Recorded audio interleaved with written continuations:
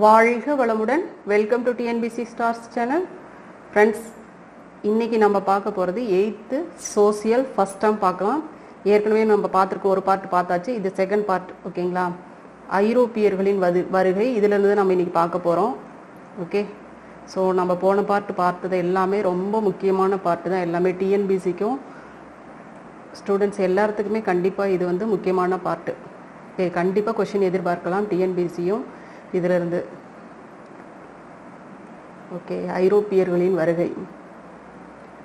ஐரோப்பியர்களின் வருகை எப்போ 1453 துருக்கியர்களால் கான்ஸ்டான்டினோபிள் என்ற பகுதி கைப்பற்றப்பட்ட பிறகு. ஓகே, துருக்கியர்களால் எந்த பகுதி?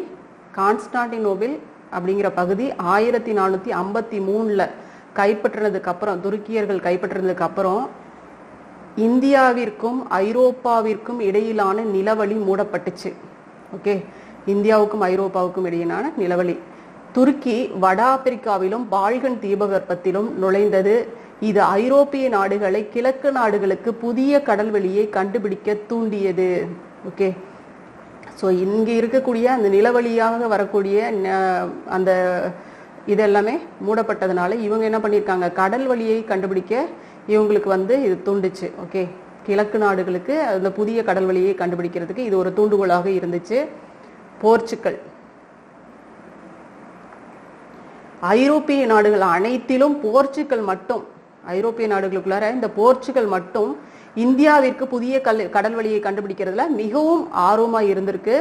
போர்ச்சுகீசிய இளவரசர் ஹென்றி பொதுவாக மாலுமி ஹென்றி என அறியப்படுகிறார். அவர் உலகின் அறியப்படாத பகுதிகளை ஆராயவும் சாகச வாழ்க்கையை மேற்கொள்ளவும் தனது நாட்டு மக்களை ஊக்குவித்தார். ஸோ மாலுமி ஹென்றி அப்படின்னு ஏன் அறியப்படுகிறார் அப்படின்னு கொஸ்டின் நம்மளுக்கு. ஓகே, ஏன் அப்படி மாலுமி ஹென்றி அப்படின்னு அறியப்படுறாருன்னா, கடல் வழி கண்டுபிடிக்கிறதுல அவர் ரொம்ப ஆர்வமாக, ரொம்ப இன்ட்ரெஸ்டாக இருந்தார்.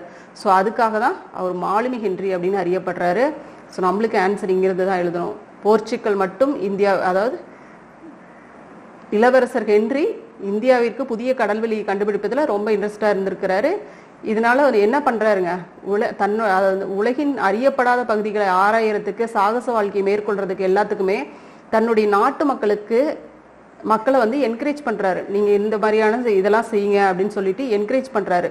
இதன் விளைவாக தான் 1487 போர்ச்சுகீசிய மாலுமியான பார்த்தலோமியோ டயஸ் தென்னாப்பிரிக்காவின் தெற்கு முனையை அடைஞ்சிருக்கிறார். ஓகே, இவருடைய ஊக்குவிப்பாளர் மன்னர் 2ஆம் ஜான் அவரை வரவேற்று ஆதரிச்சிருக்கிறாரு. ஓகே, ஸோ எந்த மாலுமி? பார்த்தலோமியோ டயஸ் எந்த இடத்தை அறிஞ்சிருக்கிறாருங்க? தென்னாப்பிரிக்காவின் தெற்கு முனையை அடைஞ்சிருக்கிறார். ஓகே,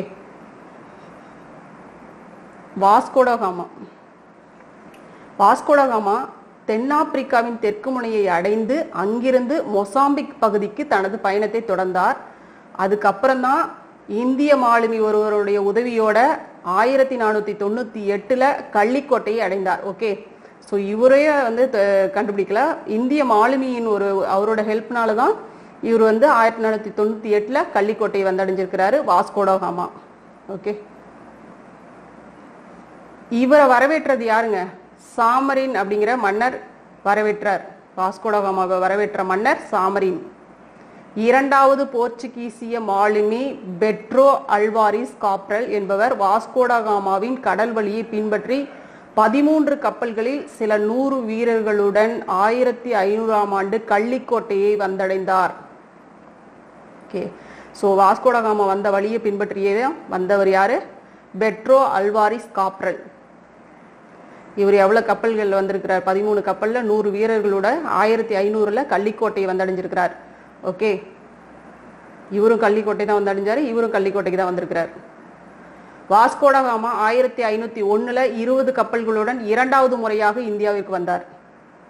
அப்பொழுது கண்ணனூரில் ஒரு வர்த்தக மையத்தை நிறுவியிருக்கிறாரு. பின்னர் கள்ளிக்கோட்டை, கொச்சின் பகுதிகளிலும் வர்த்தக மையத்தை நிறுவியிருக்கிறார். ஓகே, ஸோ வந்தவர் என்ன பண்ணியிருக்கிறாருங்க, செகண்ட் டைம் வந்த வாஸ்கோடகாமா கண்ணனூரில் வர்த்தக மையத்தை நிறுவியிருக்கிறாரு. அதுக்கப்புறம் கள்ளிக்கோட்டை, கொச்சின் இந்த பகுதிகளிலையும் தன்னுடைய வர்த்தக மையத்தை நிறுவியிருக்கிறாங்க. இதனால இந்த மாதிரியான ஃபர்ஸ்ட் வாஸ்கோடகாமா வரவேற்றது யாருங்க? சாமரின் அப்படிங்கிற மன்னர் தான் வரவேற்றிருக்கிறாரு. ஆனா இந்த மாதிரியான வர்த்தக மையங்களை எல்லாம் நிறுவி இங்க வந்து அவங்களுடைய ஆதிக்கத்தை நிலைநாட்டுறதுக்கு வந்து நிலைநாட்டிட்டு இருக்கும்போது அந்த கோபத்தினாலதான் சாமரின் இதனாலதான் அந்த சாமரின் மன்னர் இருக்கிறார் இல்லையா, இவர் வந்து போர்ச்சுகீசியரை தாக்கியிருக்கிறார் கோபம் கொண்டு. இந்த மாதிரியான வர்த்தக மையங்களை நிறுவனதுனால கோபம் அடைஞ்சு இவங்களை தாக்கியிருக்காங்க. ஆனா அவர் வந்து போர்ச்சுகீசியரால தோற்கடிக்கப்பட்டார். சாமரின் வந்து போர்ச்சுகீசியரால தோற்கடிக்கப்பட்டிருக்கிறாரு. பின்னர் தான் கொச்சின் போர்ச்சுகீசிய கிழக்கிந்திய கம்பெனியின் முதல் தலைநகரமாக ஆச்சு. ஓகே, ஸோ சாமரின் தோற்கடிச்சதுக்கு அப்புறம் இவங்களுடைய முதல் கிழக்கிந்திய கம்பெனியின் முதல் தலைநகரமாக மாறியது எதுங்க? போர்ச்சுகீசியருடைய கிழக்கிந்திய கம்பெனியின் முதல் தலைநகரமாக மாறியது கொச்சின். 1524 வாஸ்கோடகாமா 3வது முறையாக இந்தியா வந்த பொழுது நோய்வாய்ப்பட்டு டிசம்பர் 1524 கொச்சியிலேயே காலமாயிருக்கிறார். ஓகே, ஸோ தேர்ட் டைம் வந்தது 1524 வந்திருக்கிறாரு. ஃபர்ஸ்ட் டைம் வந்தது 1498 வந்திருக்கிறார். ஓகே, செகண்ட் 1501, அதுக்கப்புறம் 1524. ஓகே,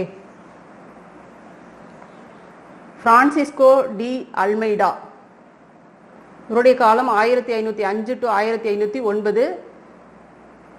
இந்தியாவில் இருந்த போர்த்துகீசிய பகுதிகளுக்கு 1505 அனுப்பப்பட்ட முதல் ஆளுநர் யாருன்னா பிரான்சிஸ்கோ டி அல்மெய்டா. ஓகே, இந்தியாவில் போர்ச்சுகீசிய கப்பற்படையை வந்து பலப்படுத்துவதுதான் அல்மெய்டாவுடைய நோக்கமாக இருந்துச்சு. அதற்காக அவர் பின்பற்றிய கொள்கை நீல நீர் கொள்கை. ஓகே, ஸோ நீல நீர் கொள்கை அப்படின்னா என்ன அப்படின்னு பார்த்தோம்னா, போர்ச்சுகீசியர்கள் என்ன பண்ணிருக்காங்க, தங்களுடைய கப்பற்படையை பலப்படுத்துறதுக்கு தான் அவங்களுடைய நோக்கமாக இருந்துச்சு. அப்போ கப்பல் படை அப்படிங்கிறத அதை நீல நீர் கொள்கை அப்படின்னு அந்த பேர் வச்சிருக்காங்க. ஓகே, ஸோ அதை நோக்கமாக கொண்டு அதை பின்பற்றிய அந்த கொள்கை தான் நீல நீர் கொள்கை அப்படின்னு பேர். இந்திய பெருங்கடல்ல அரேபிய ஏகபோக வர்த்தகத்தை போர்த்துகீசியர் தகர்க்க முயன்ற போது அது எதிர்மறையாக துருக்கி மற்றும் எகிப்தை பாதிச்சது. ஓகே, போர்ச்சுகீசியர் வந்து அரேபியர்களுடைய வர்த்தகத்தை போர்த்துகீசியர் வந்து தாக்க முயன்ற போது இது எதை தாக்குது அப்படின்னு பார்த்தோம்னா துருக்கி எகிப்தையும் இது பாதிச்சிச்சு. இவங்களுடைய நோக்கம் அரேபியர்களை தாக்குறதா இருந்துச்சு, ஆனா இது துருக்கியையும் பாதிச்சிச்சு, எகிப்தையும் பாதிச்சிச்சு. பீஜப்பூர் மற்றும் குஜராத் சுல்தான்கள் போர்ச்சுகீசியருக்கு எதிராக எகிப்து மற்றும் துருக்கி சுல்தான்களுக்கு ஆதரவளித்தனர். ஓகே, யார் இவங்களுக்கு ஆதரவளிச்சிருக்காங்க? பீஜப்பூர் குஜராத் சுல்தான்கள் போர்ச்சுகீசியர்களுக்கு எதிராக. ஏன்னா எகிப்து பாதிச்சதுனால போர்ச்சுகீசியர் மேல எகிப்து கோபமா இருந்திருக்கு. ஸோ அதனால பீஜப்பூர் குஜராத் சுல்தான்கள் வந்து எகிப்துக்கு ஆதரவளிச்சிருக்காங்க. எகிப்து துருக்கி சுல்தான்களுக்கு இவங்க ஆதரவளிச்சிருக்காங்க. இதனால துறைமுகங்களின் கட்டுப்பாட்டை விரிவுபடுத்துவது குறித்து போர்ச்சுகீசியர் கவலை அடைஞ்சிருக்காங்க. ஏன்னா இவங்க வந்து நம்மளுக்கு ஒரு எதிர்ப்பு உருவாயிருச்சு அப்படின்னு சொல்லிட்டு. இந்நிலையில் சாவலுக்கு அருகில் நடைபெற்ற கடற்போரில் முஸ்லிம் கூட்டுப்படைகள் போர்ச்சுகீசியரை தோற்கடிச்சிச்சு. இந்த போர்ல அல்மெய்டாவின் மகன் கொல்லப்பட்டான். பின்னர் டையூவில் நடைபெற்ற கடற்போரில் அல்மெய்டா முஸ்லிம் கூட்டுப்படையை தோற்கடிச்சாரு.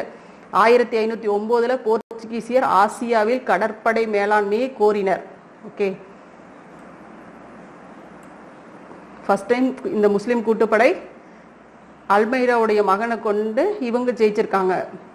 அதுக்கப்புறம் அல்மெய்டா வந்து 1509 மறுபடியும் இவர்களை முஸ்லிம் கூட்டுப்படைகளை தோற்கடிச்சிருக்கிறாரு. இதன் காரணமாக இவங்க என்ன கேட்குறாங்க, ஆசியாவில் கடற்படை மேலாண்மை வேணும் அப்படின்னு சொல்லி கோரிக்கை எழுப்புறாங்க.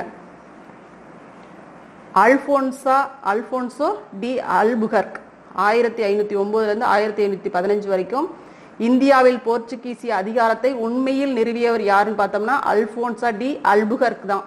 ஓகே, போர்ச்சுகீசிய அதிகாரத்தை இந்தியாவில் உண்மையாக நிறுவியவர் யாருங்க? Alfonso de Albuquerque.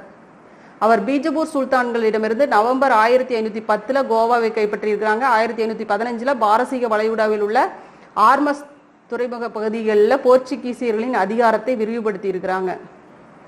Alphonso de Albuquerque இந்திய பெண்களுடனான போர்ச்சுகீசிய திருமணங்களை ஊக்குவிச்சிருக்கிறார். ஓகே, ஸோ இந்த போர்ச்சுகீசிய அதாவது கலப்பு திருமணங்களை ஊக்குவிச்சிருக்கிறார் இந்த இங்கிருந்து பெண்களை மணந்து கொள்றதுக்கு.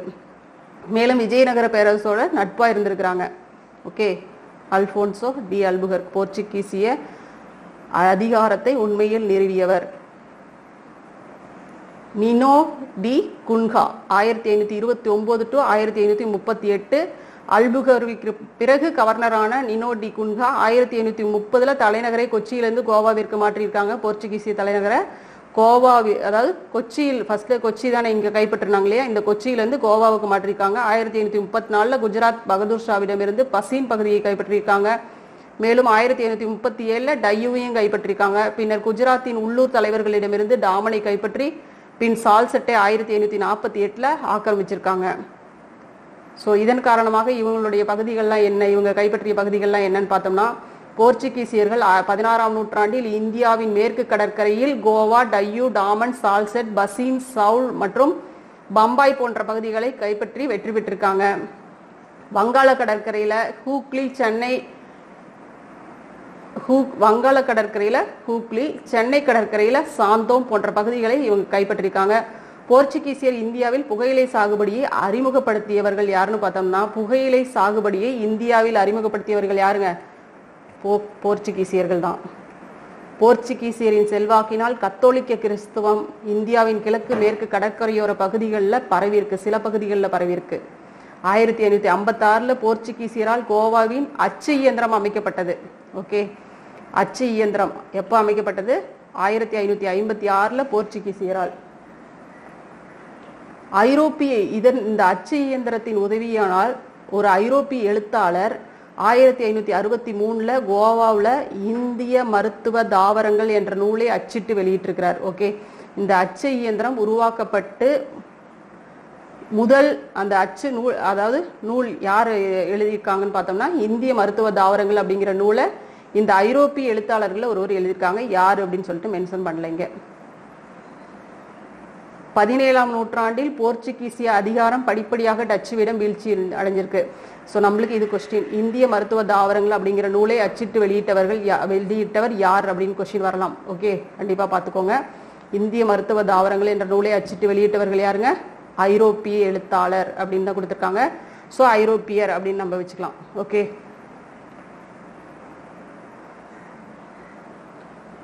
1739 17ஆம் நூற்றாண்டிலே பார்த்தா போர்ச்சுகீசிய அதிகாரம் அப்படியே படிப்படியாக டச்சுக்கிட்ட வீழ்ச்சி அடைஞ்சிருச்சு.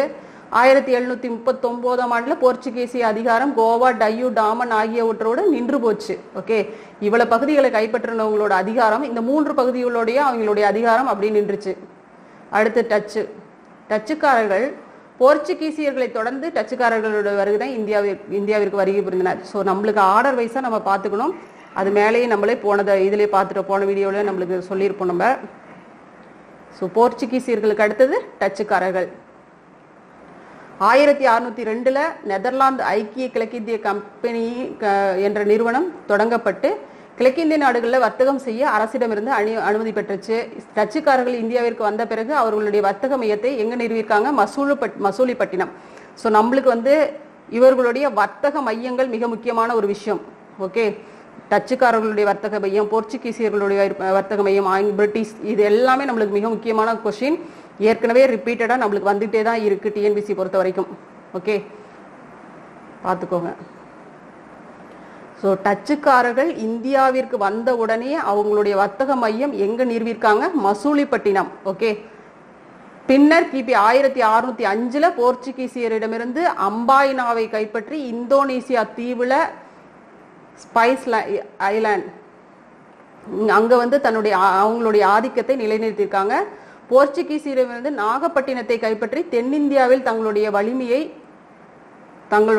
ராஜ்யத்தை வலிமைப்படுத்தியிருக்காங்க. ஓகே, ஆரம்பத்தில் பழவேற்காடு டச்சுக்காரர்களின் தலைநகராக இருந்திருக்கு. பின்னர் 1690 தான் பழவேற்காட்டின் தலைநகரை நாகப்பட்டினத்திற்கு மாற்றிட்டு இருக்காங்க. ஸோ இங்கே பார்த்தோம்னா வர்த்தக மையம் மசூலிப்பட்டினம். ஓகே, இதெல்லாம் குழப்பிக்காதீங்க. வர்த்தக மையம் மசூலிப்பட்டினம், இவர்களுடைய தலைநகரம் அப்படின்னு சொல்லுவோம் இல்லையா, தலைநகரம் அதாவது டச்சுக்காரர்களுடைய தலைநகரம் ஆரம்ப காலகட்டங்களில் பழவேற்காடாக இருந்துச்சு. அடுத்தது 1690 தான் பழவேற்காட்டில இருந்து எங்க மாத்திருக்காங்க? நாகப்பட்டினத்துக்கு மாத்திக்கிட்டாங்க. இந்திய பொருட்களான பட்டு, பருத்தி, இண்டிகோ, அரிசி மற்றும் அபினி இது எல்லாத்தையும் டச்சுக்காரர்கள் வர்த்தகம் செய்த பொருள்கள். ஓகே, கருப்பு மிளகு மற்றும் மற்ற நறுமண பொருட்கள் மீதான வியாபாரத்தில் அவர்களுடைய உரிமை ஏகபோகமா அவங்க உரிமை பெற்றிருந்திருக்காங்க. இந்தியாவில் அவர்களுடைய வர்த்தக மையங்கள், மிக முக்கியமான கொஸ்டின், இந்தியாவில் டச்சுக்காரர்களின் வர்த்தக மையங்கள் எது? பழவேற்காடு, சூரத், சின்சுரா, காசிம் பஜார், பாட்னா, நாகப்பட்டினம், பாலசோர் மற்றும் கொச்சின். இதெல்லாமே டச்சுக்காரர்களுடைய வர்த்தக மையங்கள். ஓகே,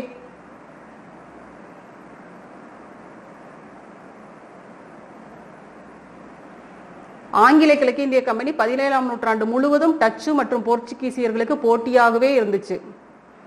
இந்நிலையில் 1623 டச்சுக்காரர்கள் அம்பாயினாவில் 10 ஆங்கில வியாபாரிகள் மற்றும் 9 ஜப்பானியர்களை வந்து இரக்கமில்லாத கொண்டிருக்கிறாங்க. ஓகே, இதுதான் மிக முக்கியமான ரீசன். என்னதுங்க, ஆங்கிலேயர்கள், அதாவது இவங்க வந்து இவங்களையெல்லாம் ஒடுக்கி ஆங்கில கிழக்கிந்திய கம்பெனி வந்து இங்க வர்றதுக்கான மிக முக்கியமான ஒரு ரீசனாகவும் இது இருந்துச்சு. என்னன்னா 1623 டச்சுக்காரர்கள் வந்து அம்பாயினாவில், எந்த இடத்துல, அம்பாயினாவில் 10 ஆங்கில வியாபாரிகள் அப்புறம் 9 ஜப்பானியர்கள், இவங்க எல்லாத்தையுமே இரக்கம் இல்லாம கொண்டிருக்கிறாங்க. இந்த நிகழ்வு டச்சு மற்றும் ஆங்கிலேயர்களிடையே மேலும் பகையை வளர்த்திருக்கு. ஏற்கனவே இவங்க மேல ஒரு போட்டியில தான் இருந்திருக்காங்க. இது இன்னும் வந்து பகையை அதிகப்படுத்துச்சு. 1759 நடைபெற்ற பெடரா போர்ல ஆங்கிலேயர்கள் டச்சுக்காரர்களை தோற்கடிச்சாங்க. தொடர்ந்து டச்சு இறுதி வீழ்ச்சியை எட்டுச்சு.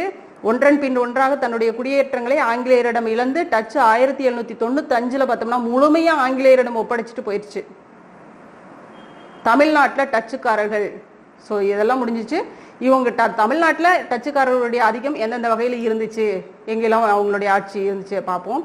1502 முதல் பழவேற்காட்டின் மீது கட்டுப்பாட்டை ஏற்படுத்திய போர்ச்சுகீசியர்கள் டச்சுக்காரர்கள் தங்களின் ஆதிக்கத்தை இழந்தனர்.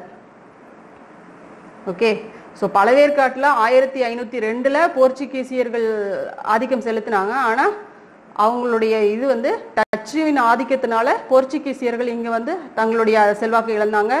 பழவேற்காட்டில் டச்சுக்காரர்கள் 1613 கெல்டிரியா கோட்டையை கைப்பற்றினாங்க.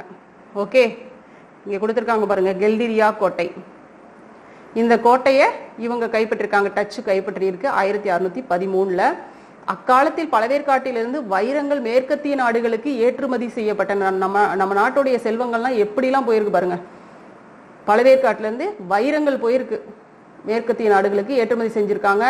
நாகப்பட்டினம், புன்னக்காயல், பரங்கிப்பேட்டை, போர்ட்டோனோவோ, பரங்கிப்பேட்டை, கடலூர் மற்றும் தேவனாம்பட்டினம் ஆகியன டச்சுக்காரர்களின் கோட்டைகள் மற்றும் கைப்பற்றிய பகுதிகள். தமிழ்நாட்டில் பார்த்தோம்னா, ஓகே, தமிழ்நாட்டில் டச்சுக்காரர்கள் கைப்பற்றிய கோட்டைகள், பகுதிகள் இதெல்லாமே என்னென்னது? நாகப்பட்டினம், புன்னைக்காயல், பரங்கிப்பேட்டை, கடலூர் மற்றும் தேவனாம்பட்டினம். ஓகே, அடுத்து ஆங்கிலேயர்கள் ஃபுல்லா. இனிமே இங்கிலாந்து ராணி எலிசபெத் கிழக்கிந்திய நாடுகளுடன் வர்த்தகம் செய்ய கவர்னர் மற்றும் லண்டன் வர்த்தகர்கள் நிறுவனத்திற்கு 1600 டிசம்பர் 31 அன்று அனுமதி பட்டயம் வழங்கினார். ஓகே, ஸோ நீங்க வந்து கிழக்கிந்திய நாடுகளுடன் வர்த்தகம் செய்யலாம் அப்படின்னு சொல்லிட்டு ஒரு அனுமதி இது கொடுத்துருக்காங்க. யார் கொடுத்தாங்க? ராணி எலிசபெத் கொடுத்துருக்காங்க. ஓகே, எந்த நிறுவனத்துக்கு? கவர்னர் மற்றும் லண்டன் வர்த்தகர்கள் நிறுவனத்துக்கு. ஓகே, வணிக நிறுவனங்களுக்கு கொடுத்துருக்காங்க. அந்த நிறுவனம் என்ன பண்ணுச்சு? நிறுவனம்னா கம்பெனி, இதான் சொல்றது, அதுதான் கிழக்கிந்திய கம்பெனின்னு சொல்றோம் இல்லையா. அந்த நிறுவனம் ஒரு கவர்னர் மற்றும் 24 இயக்குநர்களை கொண்டிருந்துச்சு. ஓகே, இந்த கவர்னர் மற்றும் லண்டன் வர்த்தக நிறுவனம் எவ்வளவு இயக்குநர்கள்? 24 இயக்குநர்கள், ஒரே ஒரு கவர்னர். ஓகே, 1608ஆம் ஆண்டு ஜஹாங்கீர் அவைக்கு மாலுமி வில்லியம் ஹாக்கின்ஸ் சில சலுகைகளை பெற அனுப்பி வைக்கப்பட்டார். ஸோ அப்ப ஜஹாங்கீருடைய ஆட்சி காலம். ஜஹாங்கீருடைய ஆட்சி 1608 சில சலுகைகளை பெறுவதற்காக யார் அனுப்பி வைக்கப்பட்டிருக்காங்க? ஒரு தூதுவராக யார் அனுப்பி வைக்கப்பட்டிருக்கிறாங்க? மாலுமி வில்லியம் ஹாக்கின்ஸ் அனுப்பி வைக்கப்பட்டிருக்கிறாரு. அவர் சூரத் நகர்ல அவர் என்ன கேட்டிருக்கிறாருன்னா, சூரத் நகர்ல ஒரு வணிக மையத்தை அமைக்க அனுமதி கேட்டிருக்காங்க. ஆனா போர்ச்சுகீசிய தலையிட்டால் ஜஹாங்கீர் என்ன பண்ணியிருக்காரு? அனுமதி வழங்க மறுத்திருக்கிறாரு. அந்த இடத்துல வாணிக மையத்தை நிறுவனத்துக்கு அவர் வந்து அனுமதி வழங்கல. அதனால என்ன பண்ணியிருக்காங்க? வில்லியம் ஹாக்கின்ஸ் ஏமாற்றத்தோட இங்கிலாந்து போயிட்டாரு, திரும்பி போயாச்சு. இந்த நிலையில சூரத்க்கு அருகே நடைபெற்ற கடற்போர்ல ஆங்கில தளபதி தாமஸ் பெஸ்ட் போர்ச்சுகீசிய கடற்படையை தோற்கடிச்சிருக்கிறாரு. இதனால மகிழ்ச்சி அடைந்த பேரரசர் ஜஹாங்கீர் 1613 சூரத்ல ஆங்கில வர்த்தக மையத்தை அமைக்க அனுமதி கொடுத்திருக்கிறார்.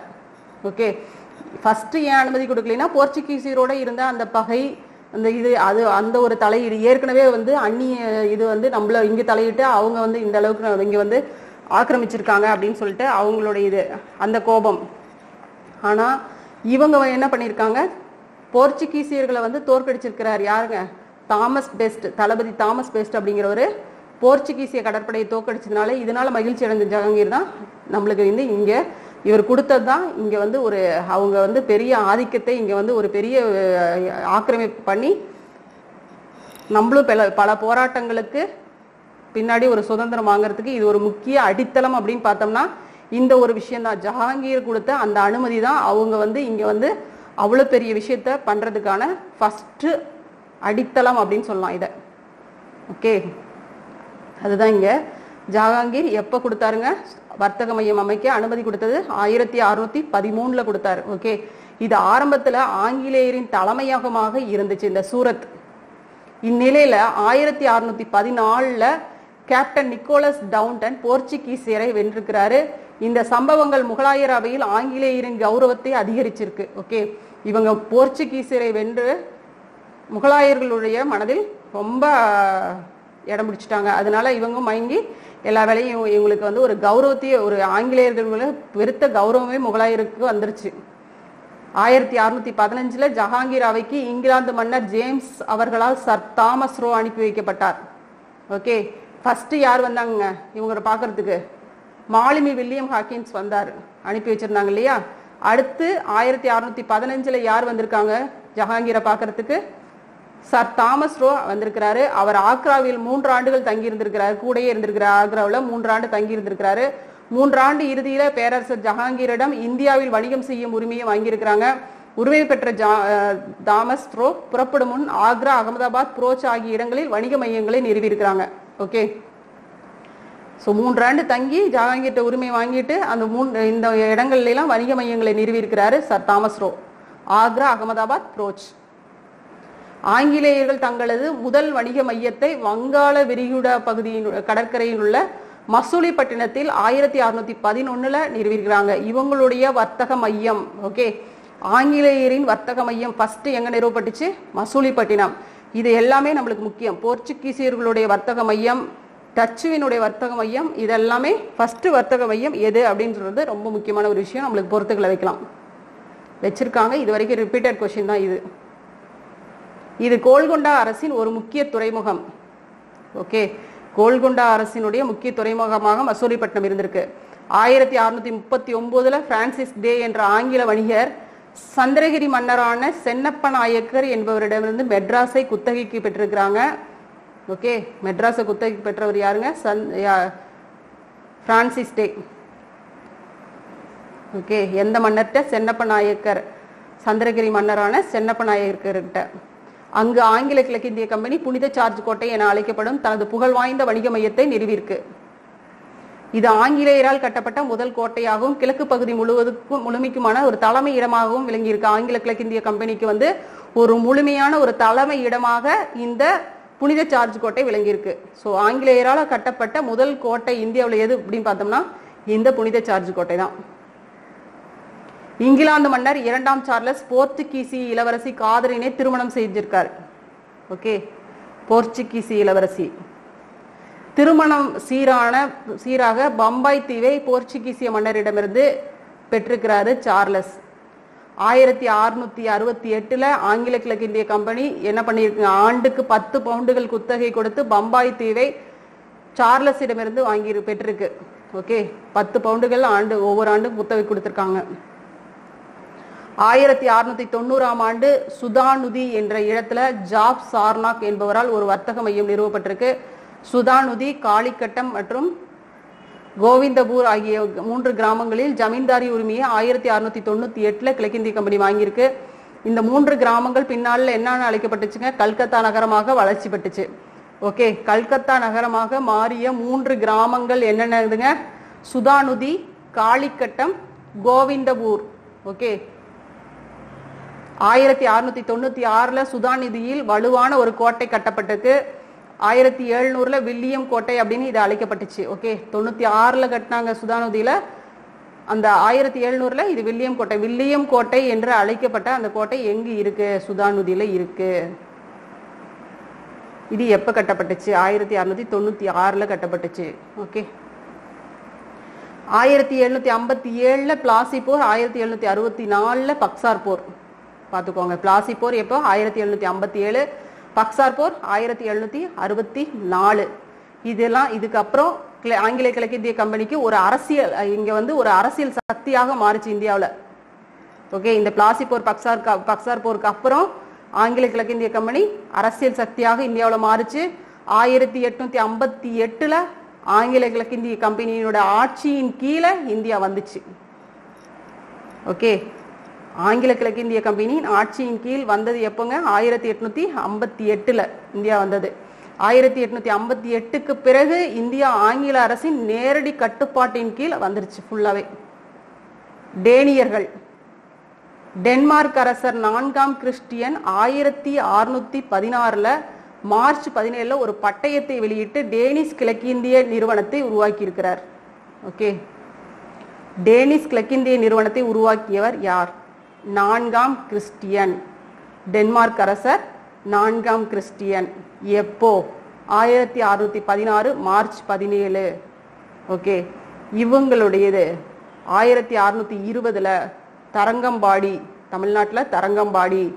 1676 செராம்பூர், வங்காளத்தில். இந்த இடங்கள், இந்த 2 இடங்கள்லையும் தங்களுடைய குடியேற்றங்களை நிறுவியிருக்கிறாரு. செராம்பூர் டேனியர்களின் இந்திய தலைமையிடமாக இருந்துச்சிருக்கு. ஓகே, இந்தியாவில் செராம்பூர் தான் இந்த டேனியர்களின் தலைநகரமாக தலைமையிடமாக இருந்திருக்கு. இந்த டேனியர்கள் இந்தியாவில் தங்களை பலப்படுத்திக் கொள்ள தவறிவிட்டனர். எனவேதான் 1845 டேனியர்கள் இந்தியாவிலிருந்து தங்கள் குடியேற்றங்கள் அனைத்தையும் ஆங்கில அரசுக்கு விற்றனர். ஓகே, ஸோ இந்த இடங்கள் எல்லாம் கைப்பற்றிருக்காங்க, ஆனாலும் பலப்படுத்துறதுக்கு தவறியிருக்காங்க. முக்கியமான விஷயம் பாருங்க, தரங்கம்பாடியை டேனியர்கள் டானஸ்பெர்க் அப்படின்னு அழைச்சிருக்காங்க. ஓகே, டேனியர்கள் தரங்கம்பாடி என்னன்னு அழைச்சிருக்காங்க? டானஸ்பெர்க். சீகன் பால்கு என்பவரை டென்மார்க்கின் அரசர் இந்தியாவிற்கு அனுப்பியிருக்கிறார். ஓகே, இந்தியாவிற்கு சீகன் பால்குவை யார் அனுப்பியிருக்காங்க? டென்மார்க்கின் அரசர். அவர் தரங்கம்பாடியில் ஒரு அச்சுக்கூடத்தை நிறுவியிருக்கிறார். தரங்கம்பாடியில் அச்சுக்கூடத்தை நிறுவியவர் யாருங்க? சீகன் பால்கு. ஏற்கனவே நம்மளுக்கு ரிப்பீட்டட் அதிகமாக கேட்ட கொஷின், டஃப் கொஷினும் சொல்லலாம், கேட்ட கொஷின், படித்தா ஈஸி. ஓகே, இந்த சீகன் பால்கு கொஷின் வந்திருக்கு, ஏற்கனவே வந்திருக்கு. ஸோ தரங்கம்பாடியில் அச்சுக்கூடத்தை நிறுவியவர் சீகன் பால்கு. பிரெஞ்சு கிழக்கிந்திய நிறுவனம் மன்னர் 14ஆம் லூயியின் அமைச்சரான கால்பட் அப்படிங்கிறவரால் 1664 உருவாக்கப்பட்டுச்சு. 1667 பிரான்காய்ஸ் கரோன் அப்படிங்கிறவருடைய தலைமையின் கீழே ஒரு குழு இந்தியாவிற்கு பயணம் மேற்கொண்டுச்சு. வியாபாரத்திற்காக இந்தியாவிற்கு வருகை இருந்த ஐரோப்பிய நாடுகளில் உள்ள கடைசி ஐரோப்பிய நாடு பிரான்ஸ் தான். முக்கியமான கொஸ்டின். ஓகே, வியாபார நோக்கத்திற்காக தான் இது எல்லாமே வந்துச்சு. இதில் வருகை புரிந்த கடைசி நாடு எதுங்க? பிரான்ஸ். இந்தியாவின் முதல் பிரெஞ்சு வணிக மையத்தை கரோன் என்பவர் தான் சூரத் நகரில் நிறுவியிருக்காங்க. 1669 மார்காரா என்பவர் கோல்கொண்டா சுல்தானின் அனுமதி பெற்று பிரான்சின் 2வது வர்த்தக மையத்தை மசூலிப்பட்டினத்தில் நிறுவியிருக்காங்க. ஓகே, ஸோ பிரான்ஸுடைய அந்த பிரெஞ்சினுடைய முதல் வர்த்தக மையம் அப்படின்னு பார்த்தோம்னா எதுங்க? சூரத்தில் தான். அவங்களுடைய வணிக மையம் ஃபர்ஸ்ட் சூரத்தில் தான் நிறுவியிருக்காங்க. கரோன் அப்படிங்கிறவர் நிறுவியிருக்காரு. செகண்டு மசூலிப்பட்டினம். ஓகே,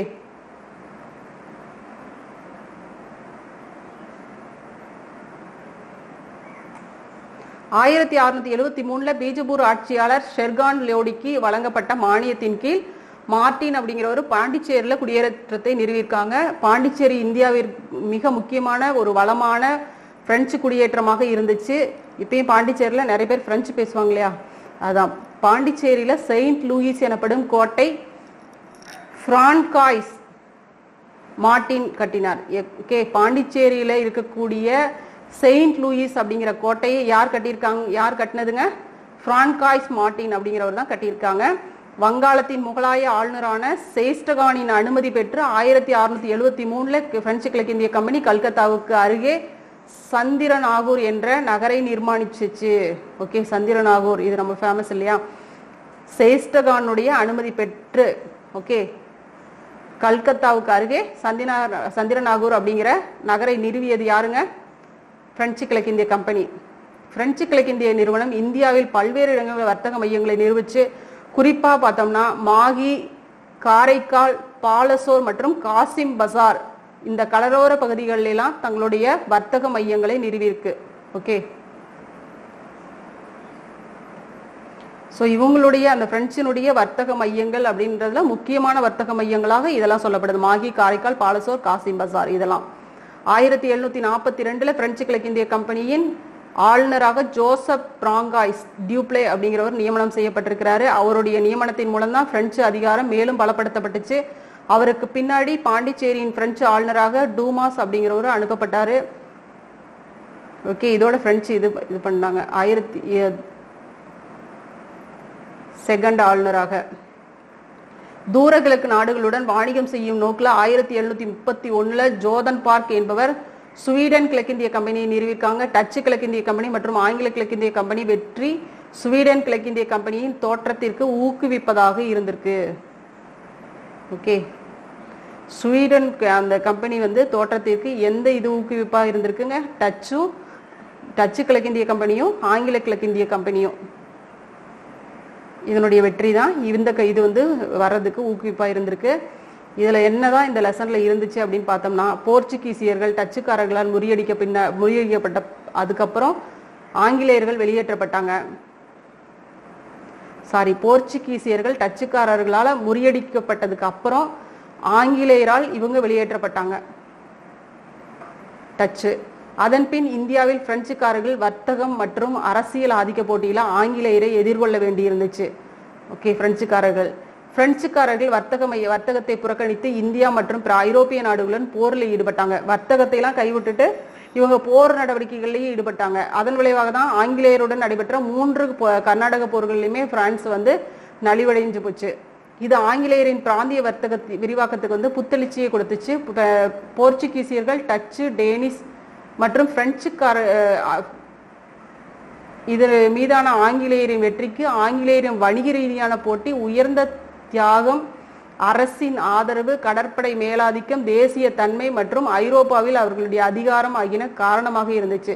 ஸோ எல்லாத்தையுமே இவங்க வந்து வெற்றி கொண்டதுக்குமான காரணம் அப்படின்னு சொன்னா, அதாவது போர்ச்சுகீசியர்கள், டச்சுக்காரர்கள், பிரெஞ்சுக்காரர்கள், டேனிஷ் இது எல்லாத்தையுமே இவங்க வெற்றி பெற்றதுக்கு காரணம் அப்படின்னு பார்த்தோம்னா, ஆங்கிலேயர்கள் வெற்றி பெற்றதுக்கான காரணம் வணிக ரீதியான போட்டி, இவர்களுடைய உயர்ந்த தியாகம், அரசின் ஆதரவு, மற்ற இங்க இருக்கக்கூடிய அரசர்களின் ஆதரவு, கடற்படையினுடைய மேலாதிக்கம், தேசிய தன்மை, இது எல்லாமே இதுதான் காரணமாக இருந்திருக்கு. ஐரோப்பாவில் இவர்களுடைய அதிகாரம், இது எல்லாமே அங்க இருக்கக்கூடிய அதிகாரம் எல்லாமே இது காரணமா அமைஞ்சிச்சு. ஓகே, ஸோ இதுல நம்ம மிக முக்கியமா பார்க்கணும் அப்படின்னா என்னென்ன பார்க்கலாம் அப்படின்னா, இதுவரைக்கும் பார்த்ததுல இவங்களுடைய வர்த்தக மையங்கள், அதுக்கப்புறம் இவங்க கைப்பற்றப்பட்ட பகுதிகள். ஓகே, இதுல பார்த்தோம்னா இதுல வந்து போர்ச்சுகல் தான் ஃபர்ஸ்ட் நம்ம பார்க்குறோம். போர்ச்சுகல் வந்து இவங்க வந்து எந்தெந்த பகுதியை கைப்பற்றினாங்க, அதுக்கப்புறம் இந்த மாலுமி ஹென்றி அப்படிங்கிறது அது ரொம்ப முக்கியம். யார் மாலுமி ஹென்றி அப்படின்னு அழைக்கப்பட்டாங்க, மாலுமி ஹென்றின்னு ஏன் அப்படின்னு அறியப்பட்டார், எதுக்காக அவரு வந்து மாலுமி ஹென்றி அப்படின்னு அழைக்கப்பட்டாரு. அதுக்கப்புறம் வாஸ்கோடகாமா ஃபர்ஸ்ட் வந்தது யாரு, இந்தியா யாருடைய உதவியோட அவர் வந்தாரு, எந்த இடத்துக்கு வந்தாரு, அதுக்கப்புறம் வாஸ்கோடகாமா தொடர்ந்து யார் வந்தாங்க, 2வது தடவையா எங்க வந்தாரு, எங்க வந்து தன்னுடைய வர்த்தக மையத்தை நிறுவனாரு, அதுக்கப்புறம் 3rd டைம் வந்தாரு, எந்த இடத்துல நிறுவனாரு, அதுக்கப்புறம் இறந்து போயிட்டாரு. இதெல்லாம் முக்கியமான விஷயம். அதுக்கப்புறம் பிரான்சிஸ்கோ டி அல்மைடா, இவருடைய இது போர்ச்சுகீசிய இதுல எந்த அளவுக்கு செல்வாக்கா இருந்துச்சு.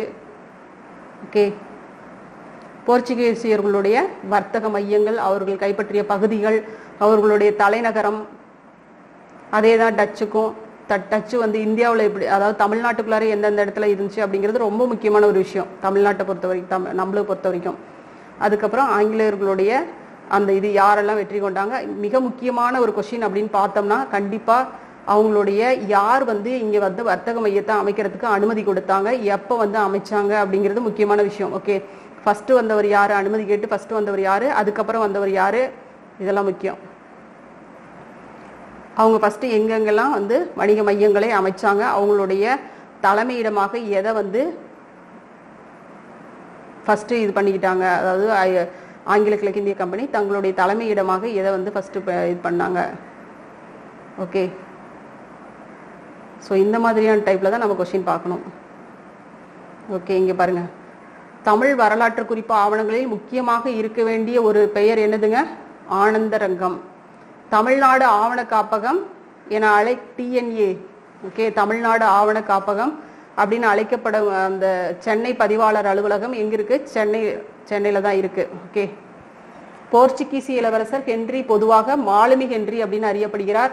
பிரான்சிஸ் டே அல்மைடா நீலநீர் கொள்கையை பின்பற்றியவர். நீலநீர் கொள்கையை பின்பற்றியவர் யார் அப்படின்னு பார்த்தோம்னா பிரான்சிஸ் டி அல்மைடா.